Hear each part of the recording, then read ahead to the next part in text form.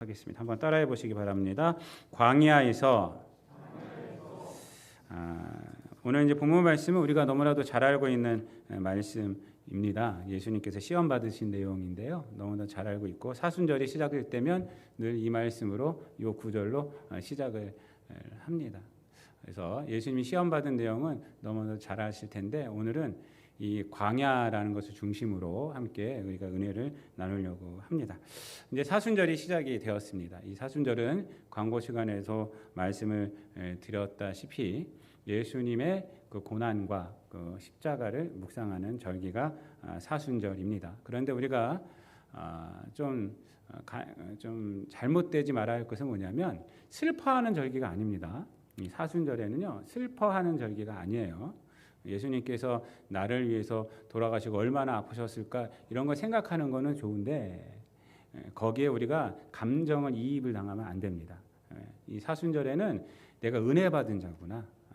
하나님께서 나를 위해서 예수님이 보내주신 거는 이제 현현절, 주현절 때 우리가 묵상하는 거고요. 예수님께서 고난 당하셔서 나를 살려주셨구나. 그래서 그 은혜를 묵상하는 거예요. 그만큼 내가 은혜를 받았구나. 갚을 수 없는 은혜를 내가 받았구나. 그것을 우리가 기억하는 거예요. 그냥 감정이입만 하면 안 됩니다. 지난 시간에도 잠깐 말씀을 드렸는데 감정이입만 하면 안 돼요. 그래서 우리가 그 은혜를 받은 자로서 그래서 감사하고 그리고 그 은혜를 받은 자로서 은혜 앞에서 나의 신앙생활을 다시 한번 점검하고 그리고 그 은혜를 받은 자로서 예수님처럼 이 땅 가운데서 살아가고 그리고 그 은혜를 이 땅 가운데 전하는 거예요. 그래서 금식하고 회개하고 구제하고 또 복음의 증인이 되는 거예요. 이 절기가 바로 이 사순절이에요. 사순절. 그래서 그런 것들을 회복하는 겁니다. 그런 것들을 회복하는 거예요. 예수님이 고난 당하시니까 나도 슬픈 가운데 아파야지 하고 막 그런 것이 아니라 더욱더 감사하는 감사하고 그걸 깨닫는 거예요. 그래서 여러분들 이 기간에는 우리의 떨어졌던 신앙을 다시 회복시키셔야 합니다. 그래서 예배 시간에 이 기간에는요 우리 직분자들이 예배를 빠지시면 안 돼요. 사순절 기간에는 그래서 모든 공예배, 수예배, 금요 예배, 여러분들 주일 낮 예배, 주일 오후 예배, 새벽 예배 다 빠지시면 안 됩니다. 특별히 빠질 수밖에 없는 상황 가운데 있으신 분들은 계시지만 그렇지 않고는요 다 나오셔야 합니다. 이 기간에는 다 나오셔서 하나님 말씀 앞에 있어야 되고 은혜 앞에 있어야 돼요. 새벽 예배 다 나올 수 없다면 일주일에 하루라도 결정을 딱 하시는 거예요. 결단을. 그래서 월요일이나 며칠날은 내가 일주일에 한 번은 꼭 새벽 예배를 드리겠다. 그래서 결단하시고 나오시는 겁니다. 여러분들 꼭 기억하여 주시고 그리고 이 기간에는 꼭 전도를 꼭 해주시기 바랍니다. 꼭 복음을 전하셔야 돼요. 복음을 전하시고 나를 살리신 그 은혜를 전하셔야 합니다. 그래서 이 기간 동안에 꼭 전도를 꼭 해주시기를 바랍니다. 그래서 이 기간 동안에는요 우리 새신자 부서가 활동을 많이 해야 합니다. 새신자가 오면 그냥 보내는 것이 아니라 꼭 새신자 부서에선 잡아놓고 같이 식사도 하고 하면서 이렇게 교회를 알리셔야 돼요. 처음 오면 다 여러분들도 우리 교회 처음 오실 때 생각해 보세요. 얼마나 쑥스러워요. 그러니까 그때를 생각하시면서 우리가 딱 새신자 오면 관심을 가지시고 잘 오셨다고 하시면서 이렇게 얘기를 모든 우리 성도들이 이렇게 해주셔야 합니다. 그래서 여러분들 이 기간에는 꼭 하나님 말씀을 가까이뿐만 아니라 또 이러한 것들을 전도를 하시고 이렇게 예배에 빠지지 아니하시고 기도하시는 우리 성도님들 되시기를 바랍니다. 오늘 이제 본문 말씀은 예수님께서 세 가지 시험을 받으셨는데 첫 번째만 오늘 보면서 은혜를 나누려고 합니다. 이것으로 충분해요. 근데 첫 번째 시험보다도 광야라는 것을 좀 다루려고 합니다. 광야. 오늘 이제 본문 말씀을 보면요. 예수님께서 성령께 이끌려 어디로 가셨어요? 광야로 가셨어요. 그리고 광야에서 무엇을 하셨어요? 금식하셨어요. 금식. 40일을 금식하셨어요. 이거 광야하고 금식이라는 이 두 단어를 오늘은 좀 중점적으로 보려고 합니다. 여러분, 광야는 성령께서 이끌어 주신 곳이에요. 성령께서 인도하신 곳이 어디예요? 광야예요. 그리고 금식은 누가 한 거예요? 그곳 가운데서 예수님이 하신 거예요. 예수님이 하신 거예요. 여러분 이게 굉장히 중요한 메시지입니다. 광야는 어떤 곳이냐? 바로 황량한 곳이에요. 아무것도 없는 곳이에요. 옛날에 수년 전에 벌써 김일수 목사님이라고 오셔서 우리 교회에서 부흥회 하신 적이 있어요. 그 목사님이 이 광야에 대해서 설명하시면서 사진을 보여준 적이 있어요. 정말 아무것도 없어요. 광야는요. 정말 아무것도 없어요. 뭐 거기 먹을 것이 있나, 뭐 숨을 곳이 있나, 아무것도 없는 것이 이 광야입니다. 이 황량한 곳이에요. 그곳 가운데서 예수님은 금식했어요. 금식은 뭐 하는 거예요? 굶는 거예요. 굶는 거예요. 그렇죠? 광야는 아무것도 없기 때문에 굶을 수밖에 없어요. 굶을 수밖에 없어요. 그런데 오늘 성경에서는요, 예수님이 광야이기 때문에 굶으셨다라고 말하지 않아요. 그것을 알려주는 것이 뭐냐면 오늘 본문 말씀 보면은 밤낮으로 금식하셨다 이렇게 말씀하세요. 밤낮으로 보면은 그렇죠? 2절 말씀에 보면은 40일을 밤낮으로 금식하신 후에 줄이신지라라고 말씀을 하고 있습니다, 여러분. 금식하신 후에 줄이신지라 이렇게 말하고 있어요. 밤낮으로 금식하신 후에 줄이신지라. 이게 무슨 얘기일까요, 여러분? 이 밤낮으로라는 말에 중요한 의미가 있습니다. 이 밤낮으로라는 것은요, 어떤 의미냐면요, 광야이기 때문에 먹을 것이 없어서 굶으신 것이 아니라 의지적으로 금식을 하셨다라는 것을 나타내 주는 것이 밤낮으로예요. 밤낮으로. 그러니까 예수님은 광야에서 먹을 것이 없기 때문에 에이 없으니까 이번 기회에 금식이나 하자 이것이 아니라 밤낮으로 의지적으로 금식하셨다. 그래서 금식하신 후에 줄이신지라가 나와요. 줄이면서 금식하신 것이 아니라 금식하신 후에 줄이신지라. 40일이 딱 끝나고 이제 줄인 것을 알게 되었다라는 것이에요.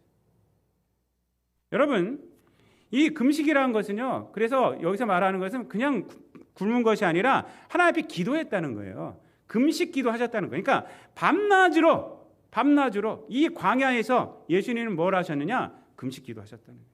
하나님을 만나고 하나님과 교제하는 시간을 이 광야에서 의지적으로 가지셨다라는 것을 말씀을 해주고 있습니다. 광야는 아무것도 없어요. 황량한 곳이고 바람만이 있습니다. 이러한 장소에서 예수님은 하나님을 대면함으로 굶음을 기도로 채우는 거예요. 거기서 무슨 행위를 하신 거예요? 그래서 아무것도 없는 광야, 아무것도 할 수 없는 광야에서 창조의 행위를 하셨다라는 것이 밤낮으로예요. 아무것도 없는 곳에서 하나님을 만나고 하나님과 교제함으로 그곳을 뭘로 채우신 거예요? 하나님의 능력으로 채우신 거예요. 하나님과 함께 하시는 시간으로 그 아무것도 없는 광야, 황량한 장소를 하나님과 함께하는 시간으로 채웠다라는 것입니다. 예수님은 성령께서 인도한 광야를 이거 아무것도 없는 곳을 감히 나를 인도해? 이렇게 하면서 탈피하려고 하지 않으시고 또 그것 가운데서 아무것도 없는 가운데서 먹을 것을 구하려고 하시지도 않았어요. 그리고 광야에 있다고 실망하지도 않았어요. 여러분, 광야는 먹을 것을 구한다고 구할 수도 없어요. 또 실망한다고 해서 광야의 상황이 변하는 것도 아닙니다. 아니에요. 예수님은 그곳에서 뭘 했어요? 근데 그 아무것도 없는 상황을 이용해서 하나님만 바라본 거예요. 아무것도 없으니까 정말 좋구나.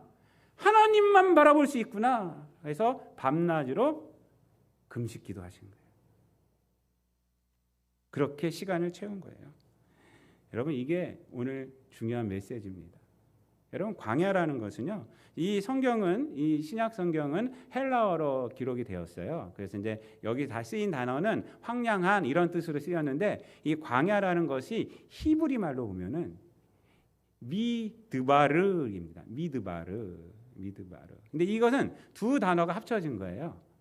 밈이라는 단어하고 다바르라는 단어가 합쳐지는 거예요. 그래서 미드바르가 돼서 광야가 된 거예요. 근데 미는 뭐냐면 밈이란 것은 뭐냐면 뭐뭐로부터예요. 근데 다바르라는 단어는 뭐냐면 하나님의 말씀이란 뜻이에요. 그러니까 하나님의 말씀으로 붙어 있는 것이 하나님을 만날 수 있는 것이 어디냐? 광야라는 거예요.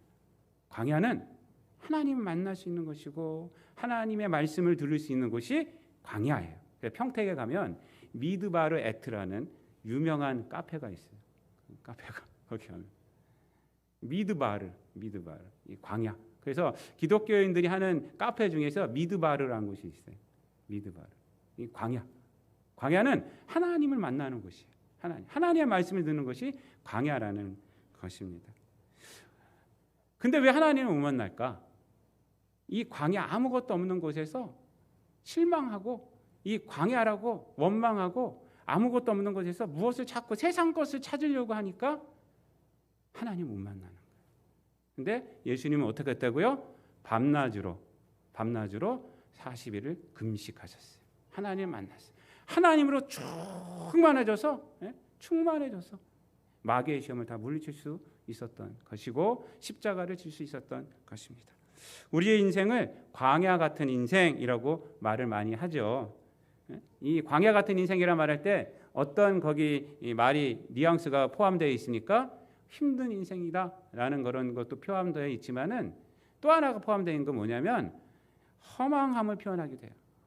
내 인생 보니까 허망하구나라는 걸 표현할 때 광야 같은 인생이다, 뭐 안개 같은 인생이다, 뭐 호흡 앞에 있는 바람 같은 인생이다, 입술에 입김 같은 인생이다. 시편에 다 나오는 말씀입니다. 인생을 표현할 때 허망한. 시편 90편 보면 모세가 이런 얘기를 하죠. 우리의 인생이 70이고 강건하면 80이다. 오늘날 말하면 무슨 말이라고 했어요? 우리의 인생이 90이고 강건하면 120살이다 이거예요. 네? 오늘날 말하면 그래요. 그런데 그 다음에 나오는 말이 있어요. 그 다음에 나오는 말이 중요해요. 뭐라 그러냐면 그마저도 강건하면 80인데 그마저도 자랑은 수고와 슬픔이다. 이렇게 해요. 시편 90편 10절 말씀에 나오는 거예요. 그러니까 강건하면 80이 될 수 있어요. 우리 지금 말로 하면 뭐예요? 강건하면 120세다. 근데 그러니까 우리 살면 뭐하냐 이거예요. 그마저도 자랑은 수고와 슬픔이다 라고 말해요. 이게 무슨 얘기냐면 하나님 없는 인생이 그렇다는 거예요. 우리 믿는 자들의 인생이 아니라 하나님 없는 인생은 아무리 오래 살아도 그런 거예요. 여러분 광야예요. 광야. 아무리 오래 살아도 우리가 자랑할 거는 수고와 슬픔이에요. 오늘 제가 아침에 충격을 받아가지고 제가 일부 예배 끝나고 저하고 친한 목사님이 갑자기 돌아가셨어요. 오늘 새벽에 답글을 쭉 보니까 어저께 오후에도 같이 통화하고 같이 뭐 이런저런 얘기하고 했는데 심장마비로 돌아가셨어요. 그래서 우리 지방의 목사님들 지금 패닉에 빠져가지고 뭐 패닉에 빠질 건 없지만 너무 아쉬워하고 있어요. 그 목사님 너무나도 친절하시고 우리 교회에서도 오시고 그랬는데 저하고도 너무 친절하고 그래요. 이진수 목사님, 소사제일교회 이진수 목사님. 그래서 제가 일부 예배를 때 몰랐어요. 예배 끝나고 나서 보니까 그래서 제가 이따가 4시까지 또 가야 돼요. 4시 반까지 가야 돼요. 예배 끝나고 그래서 저보고 기도하라는데 제가 이제 헌신 예배 설교라서 그 시간에 못 가겠다고 하여튼 참석은 하겠지만 내가 예배 끝나고 바로 가겠다고 그랬어요. 여러분 근데 제가 아까 생각하니까 슬픔은 우리의 목이더라고. 돌아가신 분은 뭐 하나님과 하시니까 괜찮아요. 그러니까 이 말씀이 딱 들어오는 거예요. 우리의 연수에 슬픔은 늘 살아있는 자의 목이에요. 살아있는 자의 목. 물론 살아가는 것이 슬픔이라고 하지만 슬픔은 우리들의 목이더라고요. 이진수 목사님은 생각해보니까 아까 기도 쭉 하는데 야 하나님과 같이 있겠으니까 얼마나 좋으실까. 또 이 생각이 또 들어오는 거예요. 우리는 슬퍼하는데 자기는 멈춰가고 그래서 제가 이진수 목사님이 농담을 굉장히 잘하세요. 재미있는 말씀도 잘하시고 저하고도 가까워요. 저를 되게 예뻐해 주시고 저를 되게 예뻐해 주셨어요. 그렇습니다. 여러분 하나님이 생명 부르시면 그냥 그 자리에서 가는 거예요. 순서가 어디 있어요 우리가. 젊고 뭐 그런 순서가 어디 있어요. 하나님이 와라 하면 가는 거예요.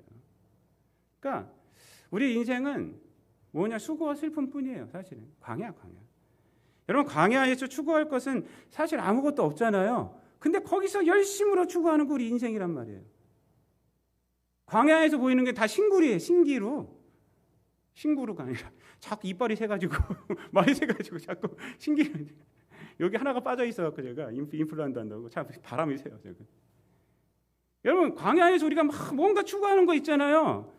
다 신기루예요. 신기루. 사람들이 그거 다 신기루 같은 거 쫓아다니니까 인정해 주니까 그게 뭔가 있는 것 같죠? 사실 다 신기루예요. 신기루. 광야 같은 세상에서 날 채울 수 있는 것이 뭐가 있어요? 채운다고 생각하는 것은 신기루고요. 채웠다고 생각하는 것 신기루예요. 그런 것을 힘으로 알고 사는 인생. 세상은 신기루를 힘으로 알고 살잖아요. 그러니까 믿는 자들도 그거 힘인 줄 알고 그걸 쫓아가고 있어요. 그거 인정받으려고 하고 있고요. 광야인데 사실은. 그런 관계 속에서 신기루를 쫓아가는 인생은 인간관계가요. 진실이 없어요. 진실이. 다 신기루인 관계뿐이 없어요. 신기루를 쫓아가는 인생이기 때문에 다 도구로 생각하죠. 여러분 이스라엘이 하나님께 불순종하고 가나안 앞에서 하나님께 불순종하고 모세를 때려 죽이려고 그러고 막 별말을 다 했잖아요. 백투더 광야로 했잖아요. 너 광야 안 되겠다 니들. 이대로 가나안 땅에 들어가면 큰일 나겠다. 광야로 가라. 가나안 땅 가지 말고 광야로 가라. 40년을 돌게 하지 않았습니까? 시편 78편 말씀 33절 말씀 보면요. 그 광야로 다시 돌린 그것을 뭐라고 시인이 고백하냐면 하나님이 그들의 날들을 헛되이 보내게 하시며 그들의 횟수를 두려움으로 보내게 하셨도다라고 시인이 고백합니다. 하나님께서 가나안 땅 들어가면요. 가나안에 얼마나 좋은 게 많아요. 근데 거기서 하나님을 바라보지 못하고 안악자손이 있네, 우린 메뚜기네 어쩌고 하면서 그러니까 안 되겠다. 니들 다시 그 두려움으로 살아라. 니네 말대로 될 것이다. 그래서 그들의 말대로 다 죽은 거예요. 그들의 말대로. 뱉은 말대로 될 것이다. 이렇게. 그래서 광야에서 죽어요. 그들은 메뚜기가 돼서 죽는 거예요. 그래서 그 횟수를 두려움으로 보내는 거예요. 헛된 게 보내게 하셨어요. 여러분 우리가 광야에서 채워야 할 것은요. 신기루가 아닙니다. 우리 인생 광야예요. 진짜. 이 광야에서 채워야 할 것이 뭐예요? 하나님입니다. 하나님. 예수님 광야에서 뭐 했어요? 밤낮으로 금식하셨어요. 하나님으로 채웠단 말이에요. 하나님으로 채우셨어요. 하나님의 인간을 흙으로 만드셨어요. 지난 수요일날 제2수요일날 말씀드렸지만 그 흙된 인간이 특별하게 된 이유가 뭐예요? 하나님께서 그 코에 생기를 불어넣으셨잖아요. 후 하고 루아우 후 하고 불어넣으셔서 그 흙이 뭐가 됐다고 그래요? 성경 말씀 보면은 생명이 된지라. 인간이 특별한 거는 생명이 됐기 때문에 그래요. 여러분 동물들도 하나님께서 만드셨거든요. 인간이 특별한 거는 하나님의 호흡이 후 들어가서 생명이 됐어요. 그런데 하나님 앞에 불순종하니까 하나님께서 뭐라고 그랬어요? 창세기 3장 19절 말씀에 보면은 너는 흙이니 흙으로 돌아갈지니라. 너는 흙이니 흙으로 돌아갈지니라. 신기루 같은 인생을 살 수밖에 없다. 너는 다시 흙으로 돌아간다라고 말씀하셨어요.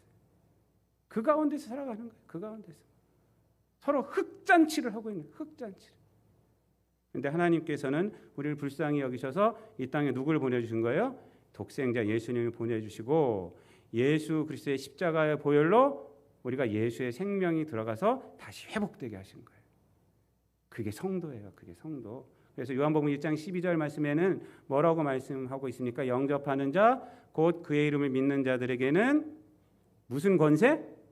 하나님의 자녀가 되는 권세.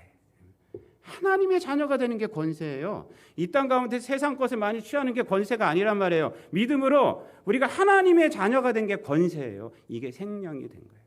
예수의 생명으로 회복된 거죠. 회복된.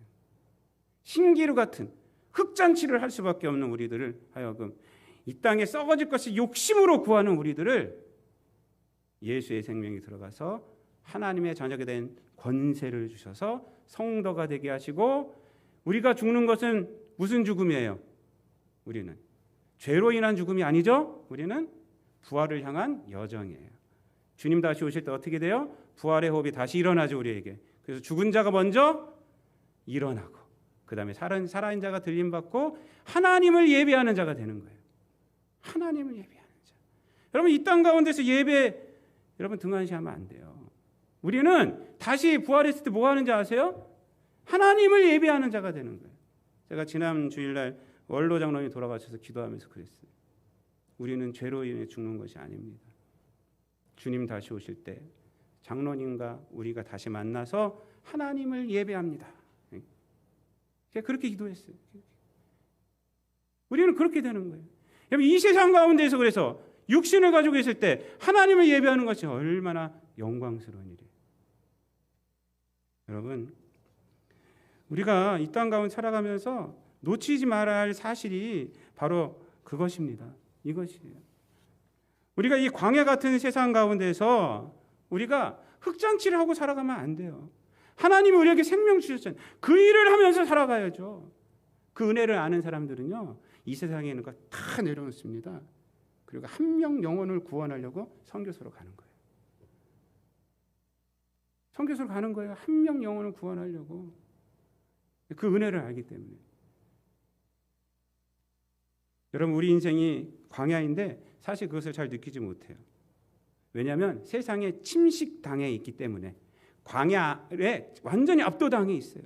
그런데 예수님은 밤낮으로 금식 기도하시면서 광야에 압도당하지 않고 오히려 광야를 압도시킨 거예요. 하나님으로 채웠기 때문에. 하나님을 채웠기 때문에. 우리는 이 세상에 침식되어 있기 때문에, 광야에 압도당했기 때문에 우리 인생이 광야인 줄 모르고 세상 신기로 흙잔치를 하면서 살아가요. 나에게 주신 소명 감당하지 않고 살아가요. 근데 언제 광야인지 알게 되느냐? 어려움이 닥칠 때 광야인지 알아요. 아무것도 아니구나, 내 인생. 내가 지금까지 걸어온 것이 아무것도 아니구나. 자녀들이 갑자기 막 죽을 병에 걸렸다거나, 내가 죽을 병에 걸렸다거나, 사업이 완전히 막 박살이 났다거나, 그럴 때 내가 아무 힘도 없는 존재고 내가 의지했던 세상은 나를 도울 힘이 없구나. 광야구나 라는 것을 그때 느껴요. 제가 우리 딸아이, 제가 언젠가 얘기 드린 것 같은데 2살 땐가 1살 반 땐가 그 밴쿠버 그 칠드런 하스피털이라고 종합병원에 입원시킨 적이 있어요. 이빨 때문에. 이빨이 나면서 썩어서 나서 이게 그 돈 한두 푼 드는 게 아니잖아요. 근데 거기 스마일 재단이라고 어떻게 연결이 돼가지고 거기서 돈을 다 대줬어요. 2만 불인가 다 대줬어요. 2만 불. 2만 불이면 지금 돈으로 한 2천만 원 되잖아요. 다 대줬어요. 걔는 캐네디언이어서 그걸 해주더라고요. 그런데 제가 이 얘기를 하고 있는 것이 아니라 걔가 전신마취 하는 거예요. 그 조그만 애가 그 수술실 안으로 들어가는데 내가 기도해주고 아무것도 아빠로서 해줄 수 있는 능력이 없어. 기도만 해줄 수 있지 바깥에서 3시간을 기다리고 있는데 얼마나 안 잡는지. 그게 아빠더라고. 그게 아빠더라고. 야, 내가 얘 인생 가운데 해줄 수 있는 게 없구나. 그때 제가 느꼈어요. 하나님이 해주셔야 되는구나. 하나님이 해주시는 거예요. 하나님. 그때 내가 이렇게 힘이 없구나. 아빠라고 해봤자 아무 힘도 없는 존재구나. 우린 광야 안에 있는 거예요. 여러분, 큰 병에 걸렸을 때 의사들이 뭐 다 고쳐줘요? 거기서 최선을 다하지만 그것 때문에 다시 살아나지 않잖아요. 살아나기도 하지만 우리 인생은 광야예요. 돈 많이 쌓아놨다고 해서 그 돈이 나를 잘 살게 해줄 것 같아요? 하나님이 너 와라 하면은 그거 다 내려놓고 가는 거예요. 우리 인생은 광야예요. 그래서 그런 큰일이 닥쳤을 때 우리 인생은 광야구나. 장례식 가서 설교하면요, 그때 사람들이 깨달아요. 그때 장례식 설교는요, 그래서 목사님이 정말 빛날 때예요. 정말 빛날 때. 그때는 목사님이 설교하면 사람들이 다 아멘해요. 여러분, 광야 같은 인생이에요.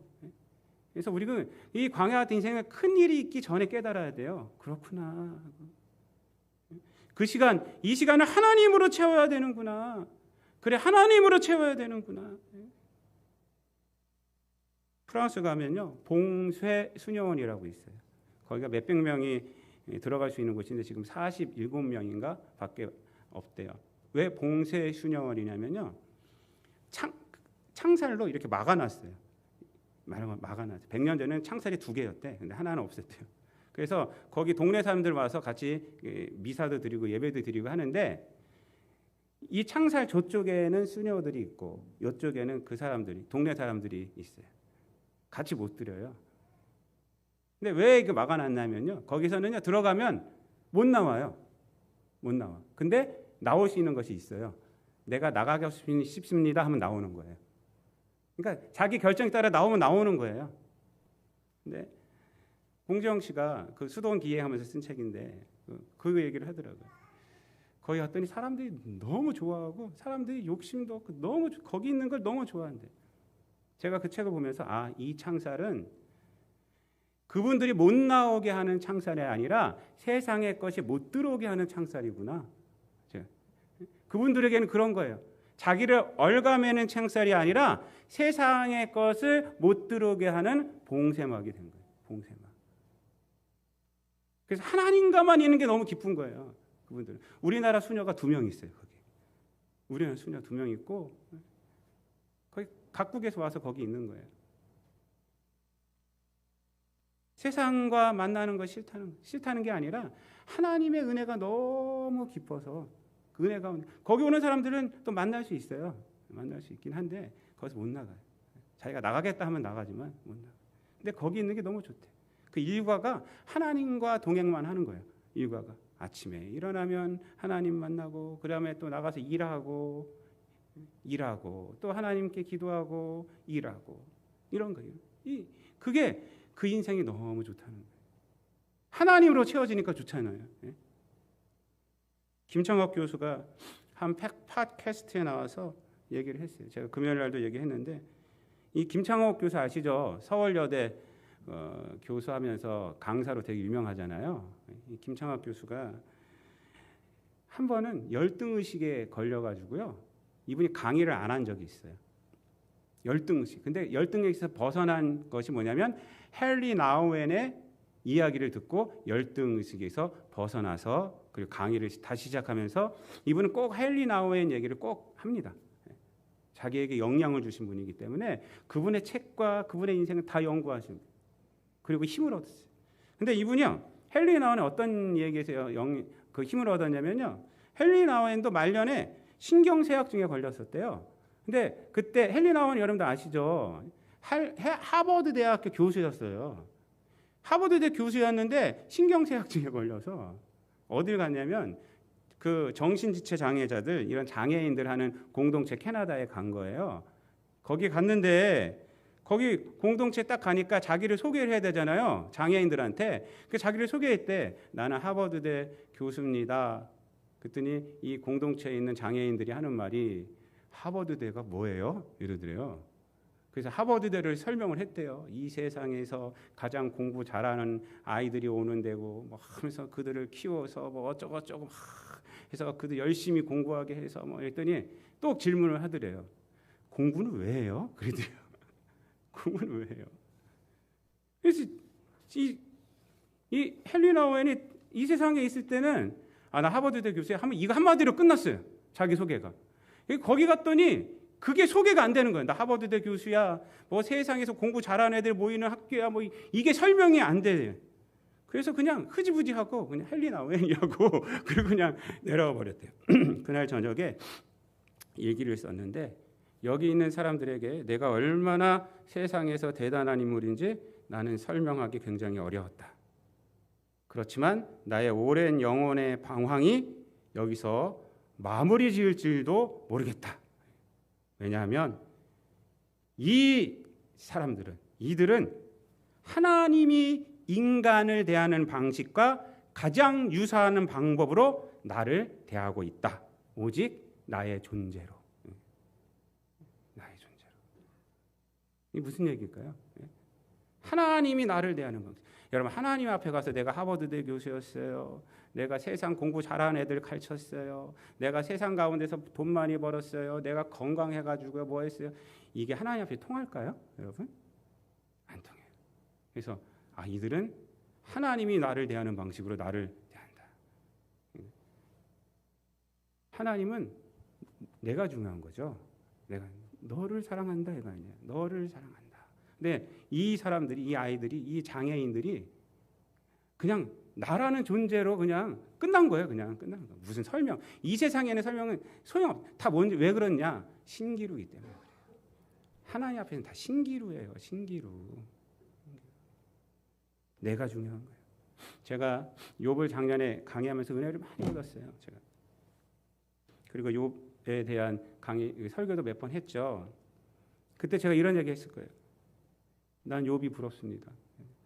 욥이 말할 수 없는 고통 아닙니까? 근데 그 고통이 왜 왔어요? 하나님 앞에 인정받으니까 왔잖아요. 인정받으니까 나는 걔를 인정해. 그래, 사단아, 네 마음대로 해봐. 그래도 괜찮아. 인정받음으로 나온 고통. 저는요, 욥이 너무 부러웠어요. 왜? 하나님 앞에 인정받고 있잖아요. 여러분, 하나님 앞에 인정받는 것이 진짜예요. 이 세상에 있는 건 다 신기루예요. 신기루. 여러분, 예수님께 이 사단이 뭐라 그래요? 돌로 떡을 만들으래요. 돌들로 떡을 만들려고 그래요. 이게 무슨 얘기예요, 이게? 눈앞에 보이는 이 광야에서 돌, 아무것도 아닌 거 아닙니까? 이것으로 떡을 만들라고, 떡. 그래서 너 줄임배를 채워라 이거예요. 그 능력을 너를 위해서 사용하라 이거예요. 너를 위해서. 신기루를 위해서 사용해라. 그리고 사람들을 이 떡으로 채워라 이거예요. 이 떡으로. 사람들은 떡을 향해서 살아가잖아요. 떡으로 채워라 이거예요. 떡으로. 신기루를 만들어요. 돌이 신기루가 아니라 떡이 신기루예요. 예수님께서 뭐라고 말씀하셨어요? 사람이 떡으로만 살 것이 아니요 하나님의 입에서 나오는 모든 말씀으로 살 것이니라. 신명기 8장 3절 말씀을 인용하시죠. 이 만나 얘기예요. 만나 얘기. 하나님께서 만나를 너희에게 주신 것은 이 땅 가운데서 빵으로만 사는 것이 아니라 하나님의 입으로 나오는 말씀으로 사는 줄 너희에게 알게 하려 하심이라 라는 말씀이 신명기 8장에 있잖아요. 이런 광야 생활을 그 이스라엘 백성들이 만나 먹고 산 거 아니에요. 떡 먹고 산 거 아니에요. 메추라기 먹고 산 거 아니에요. 뭐 때문에 광야를 버틸 수 있었어요? 하나님 말씀 때문에. 그 말씀을 붙들고 나갈 때 가나안도 정복하는 것이고, 그것이 요단강도 가르는 것이 뭐예요? 하나님의 말씀이란 말이에요. 여러분, 우리가 광야 같은 인생입니다. 그렇죠? 여러분, 다른 거 다 신기루예요. 광야에서 우리가 뭐 채울 게 뭐가 있어요? 하나님으로 채울 때 나에게 능력이 나타나요. 성경은 그것을 뭐라고 그러냐면 심는다라고 하는 거예요. 심는다. 육체를 위해서 심는 자는 육체로부터 뭘 거둬요? 썩어질 것을 거두고. 갈라디아서 5장. 영을 위해서 심는 자는 뭘 거둬요? 성령을 거둔다. 성령의 열매가 무엇입니까? 9가지 열매가 내 존재가 부유하게 되는 거죠. 사랑과 희락과 화평과 오래 참음과 자비와 양성, 온유, 충성, 절제. 이 능력의 존재가 되는 것입니다. 그래서 이 광야 같은 인생 가운데서 하나님의 뜻을 드러내고 하나님께 영광을 돌려드리고 사람들을 살리는 일을 하는 거예요. 그게 인생이었죠. 신기루 쫓아다니고 흑잔치하는 인생이 아니라 예수의 생명으로 열매를 맺는 인생. 예수님은 광야, 성령께서 광야로 인도하셨지만 그것을 기도로 채우시고 능력으로 채우시고 사단의 시험을 다 물리치셨습니다. 기억하시고 우리 모든 성도님들도 이 세상 가운데에서, 이 광야 같은 세상 가운데에서 하나님만을 의지하셔서 하나님의 능력으로 늘 살아가시는, 흑잔치하지 마시고 신기로 쫓아 살아가지 마시고 늘 하나님 앞에 영광 돌리는 기쁨 가운데에서 살아가시는 저와 여러분 되시기를 우리 주님 예수 그리스도의 이름으로 축원드립니다. 기도하겠습니다. 하나님 감사합니다. 흑된 인생을 예수 그리스도의 보혈의 공로로 성도 되게 하여 주시고 하나님의 자녀된 권세 갖게 하여 주시고 성령을 위해서 심고 열매를 거둘 수 있도록 하여 주심을 감사를 드립니다. 신기루를 쫓아 살아가는 인생, 흑잔치 않은 인생이 되지 않게 하여 주시고 예수 그리스도의 생명으로 성령의 능력으로 성령의 열매를 맺으며 살아가는 우리 모든 성도들 되게 하여 주옵소서. 감사드리며 예수님의 이름으로 기도드리옵나이다. 아멘.